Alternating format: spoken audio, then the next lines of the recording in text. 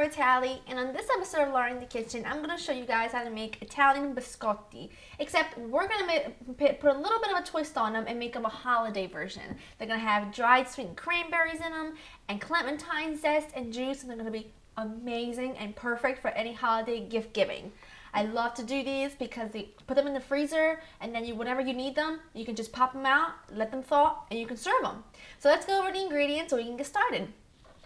You're going to need some all-purpose flour, some granulated sugar, some eggs, flaked almonds, dry sweetened cranberries, vegetable oil, clementine juice, clementine zest, baking powder, salt, and pure vanilla extract. Very easy ingredients, and they're all awesome, and you can always substitute the clementine juice for orange if that's all you have on hand. So first thing you want to do, pop your oven on to 350, and you want to position your two racks to the middle and top of the oven. You don't want it to the bottom of the oven because the bottom will scorch.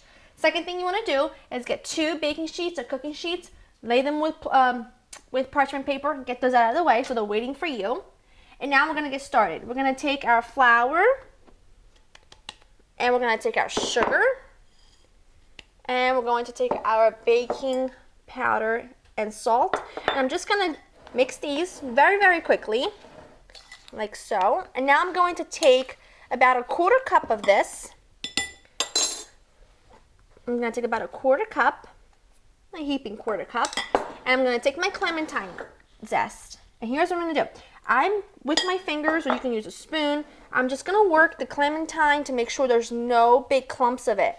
I want to make sure it's all dispersed through that little 1/4 cup of flour, so it's easier to disperse in the big container of the flour. Just like that, just pinch it with your fingers. Got my clementine zest mixed together. Now to this little cup of flour, I'm going to add in my flaked almonds and my dried sweetened cranberries, and I'm just going to toss these into the flour mixture just to coat each one of them to make sure that they're spread out throughout the dough evenly, and they'll do that if they're coated with flour. Okay, to the big bowl of flour, and just work these together like so. Awesome. Okay, now let's work on our wet mixture. This is very easy to do. You can do it in a snap. Okay, we're going to put in our vegetable oil, like so. We're going to put in our clementine juice. We're going to put in some vanilla. Oops, the cap wasn't all good. Put in a little vanilla in there, or a lot of vanilla. And 3 eggs.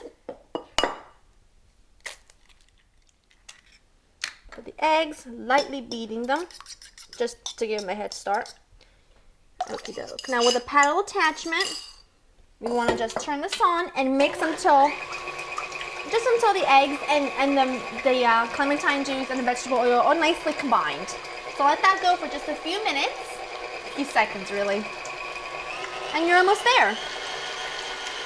Now with the motor running on low, you're going to add your dry ingredients a little bit at a time. Now I use a little cup measure for this. This is way too high. And just mix this through, just like so. Now you're going to have a very wet and sticky batter, but that's exactly what you want, because we're going to just knead this and flour this along the way. And you don't want to just start with too much flour, otherwise you'll get a very tough and dense cookie. You don't like that. So just add this in until you're all out, and then when we're done, we're going to scrape the sides of the bowl to make sure everything is nice and mixed through. Now my dough came together beautifully. As you can see, it's very wet at this point, which is what you want. Now I'm just going to flour my board heavily, just like so. Okie doke, and I'm going to just dump all of this onto my board. And I got all my dough dumped out, and then just flour the board heavily because you're going to need it. And just knead this till it comes together, okay? That's perfect, just came together. Now I'm going to get this log and I'm going to cut it in 6 equal pieces. So cut in half and then just cut it in 3s as evenly as you can. Okie doke. 1, 2, and 3. Okay, dealing with one piece at a time. You just want to roll this out until it's about 12 inches, a 12-inch log, which my knife is about 12 inches, so look at that. That's perfect. All right, it's perfect. And you want to just put this on your baking sheet, 3 on each one, a couple inches apart. Make this a little smaller.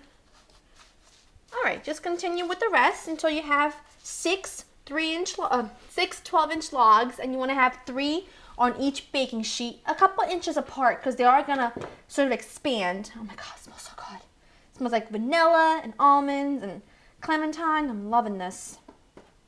My knife is exactly 12 inches, so it's perfect. Looky look, 2. And 1 more to go, and then we'll start on the next batch. I have all 6 of my logs ready, and I'm just gonna take my fingers and press them down. You want them to be about 1.5 to 2 inches wide. Okay. Very, very easy. Just press them with your fingers. Now these are all pressed down. Now they're going to go into your preheated oven for 25 minutes. Put them in. 10 minutes into baking time, you want to rotate the baking sheet so that they cook evenly.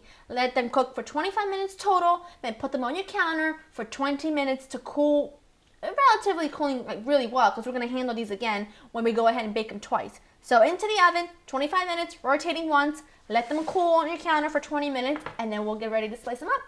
And these baked and cooled as directed. Now what I'm going to do is I'm going to take each one and I'm going to cut each one into 10 pieces on a very sharp angle.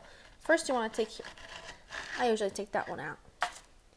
Just like that, okay? Very, very sharp, about a 1/2 inch. See? Oh yeah. All done. Just trying to find a little room for these 2. Okie doke. These are perfect. Aren't they awesome? And they smell so good. Now these are going to go into your still heated oven to 350 for 6 minutes. Then what you're going to do is you're going to flip them over. You're going to rotate the baking sheets and cook them for another 8 minutes. And then you're going to let them cool completely, because they will not be crispy and hard until they're completely cooled. So remember, 6 minutes, flip, rotate, another 6 to 8 minutes, cool completely, and then when we come back, I'm going to show you what they look like when they're completely done.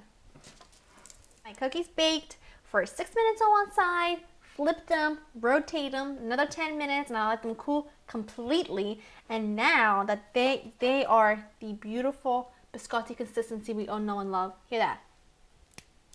Hear that? Oh. My favorite. Absolutely my favorite.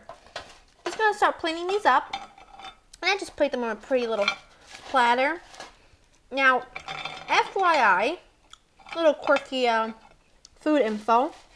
Biscotti is the Italian word for cookie.